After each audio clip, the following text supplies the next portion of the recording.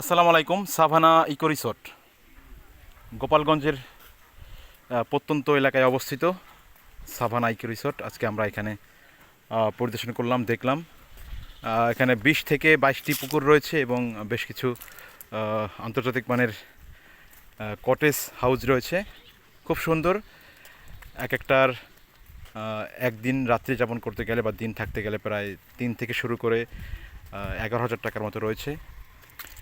তৃণভূমি বলতে যেটি বলে, সাভানা মানে হচ্ছে তৃণভূমি। তো তৃণভূমির মোটামুটি এখানে একেবারেই তৃণভূমি বলা চলে। খুব সুন্দর পরিবেশ। প্রবেশ ফি 100 টাকা সবার জন্য, তবে আমাদের কাছ থেকে সেটি নেয়নি, আমাদেরকে অনার করেছেন। আপনারা এখানে আসবেন। আমি প্রথমবার এলাম। আমি যখন এসেছিলাম আরও প্রায় কয়েক বছর আগে, তখন অনেক বড় একটি ঝামেলা হয়েছিল, আর আজকেই প্রথম আসলাম। খুব ভালো লেগেছে। আপনারা এখানে আসবেন।